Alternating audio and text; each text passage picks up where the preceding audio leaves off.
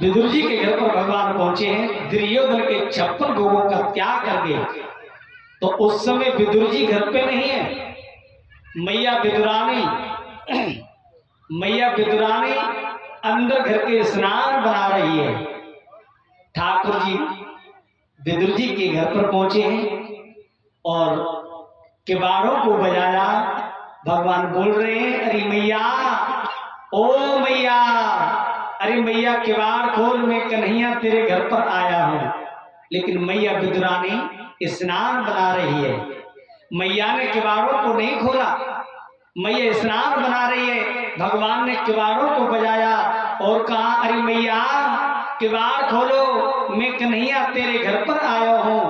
तो थोड़ी थोड़ी आवाज मैया के कानों में गई कि मेरो कन्हैया आयो है, मेरो कन्हैया आयो है। आहा, जैसी मैया स्नान बना रही दौड़ पड़ी कि मेरो गोविंद आएगो, मेरो कन्हैया आएगो, मेरो लाला आएगो। और मैया को कोई होश ही नहीं है, इतना हृदय में भाव है, प्रेम है। जैसे मैया स्नान बना रही वैसे दौड़ पड़ी कि मेरो कन्हैया आएगो, मेरो कन्हैया आएगो। और जाकर के मैया ने किवाड़ों को खोल दिया है। और जैसे किवाड़ खोले भगवान ने देखा है, मैया जैसे स्नान बना रही वैसी दौड़ पड़ी है, तन पर कोई वस्त्र नहीं।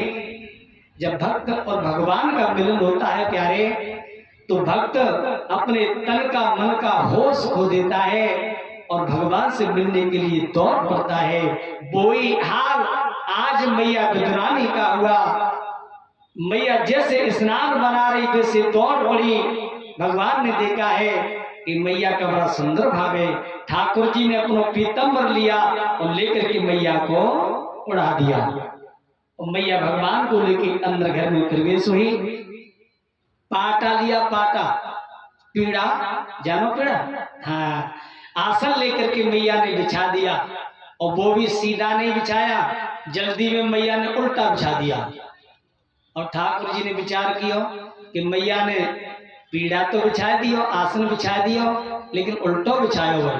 ठाकुर जी ने कहा कि आसन को अपमान ना करेंगे, मैं इसी आसन पर बैठूंगा। भगवान कृष्ण उस मैया के बिछाए हुए पीड़ा पर उसी में बड़े आराम से बैठ के फिट आ गए और बोले, मैया मोकू बड़ी जोर की भूख लगी है। क्या बोले भगवान कि मैया मोकू बड़ी जोर की भूख लगी है। लेकिन विदुर जी के घर में इतनी गरीबी कि सब्जी में नमक डालने के लिए भी नहीं है। लेकिन फिर भी मैया ने कहा, लाला अगर तुम्हें भूख लगी है तो आप चिंता न करो, तुम्हारे चाचा जी आते होंगे राशन पानी लेके, लेकिन उससे पहले लाला मैं तुम्हारा भोग लगाऊंगी। तो मैया दौड़ी दौड़ी गई, 2-4 केले के फल लिए और फल लेकर के भगवान के पास में पहुंची है और बोली, लाला मैं तुम्हारा बाल भोग लगाऊंगी। तो भगवान को आज मैया विदुरानी भोग लगा रही है कि घर आए मेरे श्याम। आप भी बड़े प्रेम से बोलेंगे, घर आए मेरे श्याम, ओ श्याम, अब भोग लगाए रही विदुरानी।